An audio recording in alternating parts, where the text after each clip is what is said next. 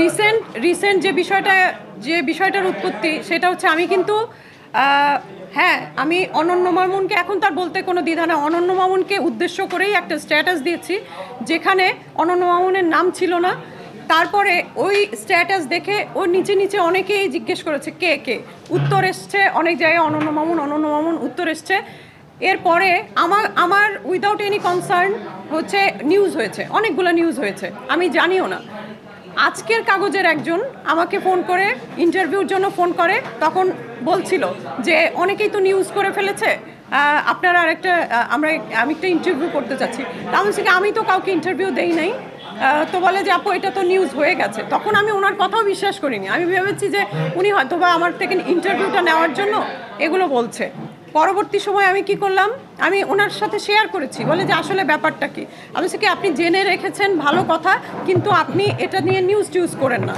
আমি বলছি যে ভাই নিউজ টিউজ করেন না কিন্তু প্লিজ, আমি নিউজ করছি। হ্যাঁ হ্যাঁ আচ্ছা, বিষয়টা বলতে ক্লিয়ার করে,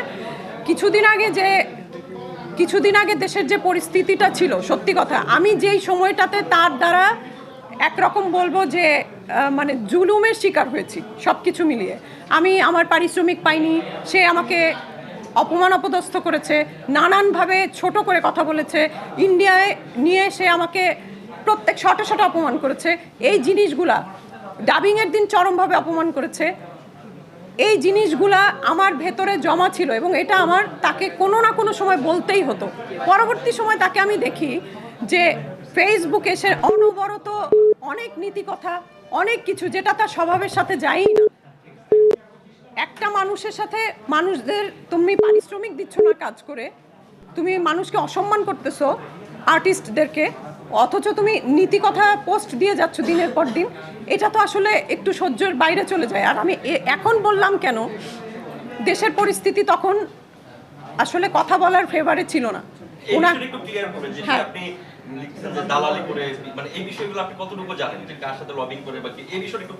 শুনেন, আমি মানে জনে ওইভাবে তো বলতে পারবো না, বা তাদের নাম নিয়ে তাদেরকে অসম্মান করার এখতিয়ার আমার নাই।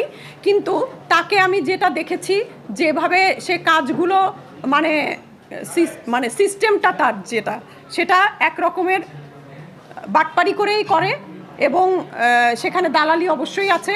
বাটপারির উদাহরণ আমি একটা দেই। প্রথম কাজে যে বাটপারিটা আমার সাথে হয়েছে সেইটাই বলি। সে আমাকে জিজ্ঞেস করেছিল যে আমি কি বাটপারি করেছি। আমি তখন বলেছি যে প্রথম মুভিতে আপনি যখন আমাকে কাজে নিয়েছেন, আপনি আমাকে স্ক্রিপ্ট দিয়েছিলেন, স্ক্রিপ্টের থেকে অজস্র জিনিস বাদ দিয়ে অজস্র জিনিস অ্যাড করে আপনি শ্যুট করেছেন। আমি আমার প্রায়োরিটি দেখে কাজ করতে গেছি, আপনি আমাকে একেবারে ডাউন করে দিয়েছেন। ওখানে মাত্র আমার জানুয়ারি রিলিজ হয়েছে, আমি তো আমার হাইট বুঝে সেইখানে আমি কাজ করতে গেছি, কিন্তু সে আমাকে অনেকটাই ডাউন করে দিয়েছে এবং সে ওখানে হিরো বানিয়ে দিয়েছে। আসলে এখানে সিস্টেমটা ছিল পুলিশ অফিসার জিনিসটাকে সলভ করে ফেলবে, কিন্তু সে কী করলো, হিরো ইট দিয়ে ভিলেনকে খুন করে ফেলে, মানে ট্রেডিশনাল বাংলা সিনেমার মতো। আমি তো স্টোরিটা দেখে গেছি। সে এইখানে এক ধরনের বড় রকমের এটাকে কি বলবো, আমি এটাকে কি বাটপারি বলবো না? আমাকে একরকম নিয়ে আর এক রকম করানো, এটা কি বাটপারি না? 20 দিনের কথা বলে ইয়েতে নিয়ে গেছে, বেনারসে নিয়ে গেছে, বলছে 5 দিনের কথা কাজ, আমি 16 দিন শুটিং করছি, এখন বলতেছে যে আমি তোমার 5 দিনের জন্য নিয়ে গেছি, তুমি বলছো যে আমি শিখবো। ওনার কাছে আমি কি শিখবো? উনি সেটে যে ধমকাধমকি শুরু করে, এই ডিরেক্টরের কাছে আমি কি শিখবো? তার আগে আমি রায়হান রাফি জানোয়ারে কাজ করে গেছি, আমি হিমেল আশরাফের প্রিয়তমায় কাজ করছি, আমি একটা সিন হলেও আমি ইয়েতে কাজ করছি, মুজিবে কাজ করছি, খালেদা জিয়ার চরিত্রে কাজ করছি। তো এখানে আমার অডিশন নিয়ে কাজ করাই নাই, আমি কি শিখে যাই নাই? আমি আশরাফ শিশিরের সাথে কাজ করছি, আমি শাহ আলম কিরণের সাথে কাজ করছি। এরকম অজস্র ডিরেক্টরের কথা বলতে পারবো যারা হাই প্রোফাইল। তো ওনার কাছে তো শেখার কিছু নেই। উনি আমার সাথে শুধু না, আমি গলা ফাটাচ্ছি বলে আপনারা ভাবছেন যে আমার সাথেই করছে, এটা উনি সবার সাথেই করেন। ওদের আত্মসম্মান বোধ, আমি সেটাকেও দোষ দিব না। যে আর্টিস্টদের এগুলো সহ্য করে কোনো কথা না বলে কাজ করছে, তাদেরও আমি দোষ দিব না। যেখানে রুটি রুজি আটকে যায়, সেখানে অনেক কিছু সহ্য করে কাজ করতে হয়, সেটাই হয়তো বা করে। আচ্ছা, তারাও তাদের পক্ষ থেকে বলা হয়েছে যে আপনাকে যেতে বলা হয়েছিল 15 তারিখে দেখা করার জন্য বা টাকা নিয়ে আসার জন্য, আপনি যাননি। হ্যাঁ, এবং মামুনের অভিযোগ যে আপনি তাকে ব্ল্যাকমেইল করছেন এখন। এই যে এবার খুবই ভালো প্রশ্ন এটা। সেটা হচ্ছে আমি যখন ওই স্ট্যাটাসটা দিলাম দেওয়ার সাথে সাথে অনন্য মামুন যখন আবার স্ট্যাটাস দিল যে একজন অদক্ষ মানে শিল্পী এই করেছে, স্ক্রিনে তার নিজেকে দেখতে পারেনি বলে এই করেছে, সে কিন্তু নিজেকে নিজেই চিনিয়ে দিল। আমি কিন্তু তাকে চিনাতে যাইনি, আমি কিন্তু তার নামও বলিনি। এইটা যখন দেখলো তখন এই যারা টাকা পায় ওদের একটা গ্রুপের হয়ে একজন আমাকে ফোন দিয়ে বলল যে আমাদের এরকম টাকা পাবে, একটা গ্রুপ আছে, আমরা কি ফেসবুকে একটা গ্রুপ করতে পারি, আপু তুমি কি আমাদের সাথে থাকবা?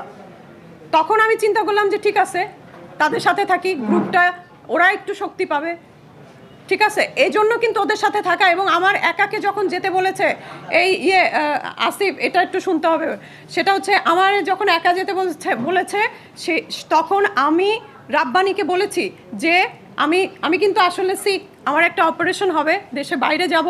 আমি বলছি যে তোমরা আমার টাকাটা বিকাশ করে হিসাব করো কি হয়, কারণ আমার হিসাবে ওরা কখনো টাকা দিবে না, সেটা আমি জানি। গেলেও ওইখানে নেগোসিয়েশনই হবে, সেটাও আমি জানি, এতদিনের অভিজ্ঞতা। আমি বলছি যেটা তোমাদের হিসাবে হয় সেটা তোমরা আমাকে বিকাশে দিয়ে দাও অথবা আমার ব্যাংক অ্যাকাউন্টে জমা দিয়ে দাও। আমি কিন্তু বলেছি সেটা, তারা সেটা করেনি। এবং স্টিল আমি আরেকটা কথা বলবো, টাকা যদি তাদের দিতে হয়, আমার হিসাব সারা বাংলাদেশ জেনে গেছে। তোমরা জানা মানে হচ্ছে, আপনারা জানা মানে হচ্ছে সারা বাংলাদেশ জেনে গেছে। এই টাকা আনতে আমি ওই অফিস পর্যন্ত আমার মনে হয় না কোনো আর্টিস্টেরই যাওয়ার আর প্রয়োজন আছে। যার যতটুকু পাওনা আছে হয় বিকাশে দিয়ে দিক অথবা ব্যাংক অ্যাকাউন্টে জমা দিয়ে দিক যদি ডকুমেন্ট রাখতে চায়, দ্যাটস ইট। এবং আর একটা কথা বলবো, সে যে বলে যে টাকা পায় নাই, তাহলে কাজ করছে কেন?